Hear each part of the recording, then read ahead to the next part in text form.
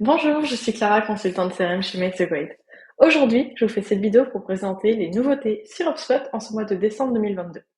Et pour bien clôturer l'année, on va pouvoir faire un gros focus sur les listes qui ont vu pas mal de mises à jour au cours du dernier mois. Donc pour vous présenter tout ça, j'ai pris une liste exemple qui contient plusieurs filtres. Tout d'abord, le fait que l'email soit connu, donc sur les contacts, que ces contacts doivent également être des MQL et qu'ils doivent avoir au moins une transaction pour laquelle le propriétaire est connu. Donc la première nouveauté, ça va être la possibilité juste ici de tester des contacts. Par exemple, si on voit qu'on a un contact qui ne rentre pas dans les listes et on ne comprend pas très bien pourquoi, on va pouvoir tester directement juste ici un contact qu'on veut. On peut taper n'importe lequel, donc par exemple celui-ci. Et là, on va voir à quels critères il correspond et auxquels il ne correspond pas.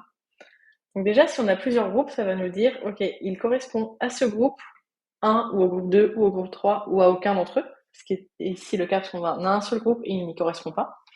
Et ensuite, on va avoir pour chaque critère soit un check si c'est bon, il correspond à celui-ci, soit une croix si ce n'est pas le cas.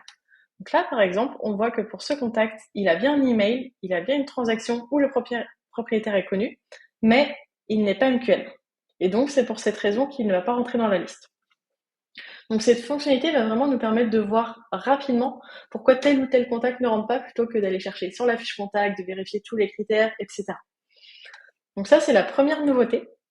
La deuxième, comme on peut le voir juste ici, c'est qu'il y a un autre onglet qui s'est ajouté sur chaque liste, qui est un onglet performance. Et donc là, si on va dessus, ça va nous donner des analytics directement sur une liste spécifique. Par exemple, juste ici, donc ça va nous donner des analytics sur cette liste qu'on est en train de présenter. Et donc, on peut déjà voir la taille de la liste au fil du temps.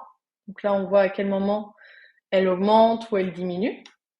On peut également voir par version. Donc là, par exemple, on voit qu'il y avait une première version et ici qu'il y a eu d'autres versions qui ont été mises à jour, ce qui fait que du coup, le nombre n'est pas le même, mais on peut le comprendre tout de suite plus rapidement. C'est parce qu'il y a des modifications dans les filtres directement. Donc, on peut voir directement ces rapports. On peut bien sûr modifier les dates, par exemple, voir toutes les données aujourd'hui, les 3 derniers mois, l'année dernière, cette année, des choses comme ça. On peut également sauvegarder le rapport pour l'ajouter directement à un tableau de bord existant, pour directement l'avoir visible assez rapidement, pouvoir également le partager par email plutôt que de devoir aller à chaque fois dans la liste correspondante. On a également donc une répartition des contacts en fonction des sources. Donc là, par exemple, on peut voir s'ils viennent de l'email marketing, du paid search, etc. On peut changer les segments, bien sûr. On peut également voir par pays, voir la répartition, et par phase du cycle de vie. Donc ici, bien sûr, on n'a que des MQL parce que ça fait partie de nos filtres, mais si ce n'était pas le cas, on pourrait voir la répartition entre MQL, SQL, client, lead, etc. Comme ça, on peut voir tout ça. Pareil, on peut bien sûr sauvegarder le rapport. Et ensuite, on peut voir les 30 derniers jours, le nombre de contacts qui ont réalisé une action.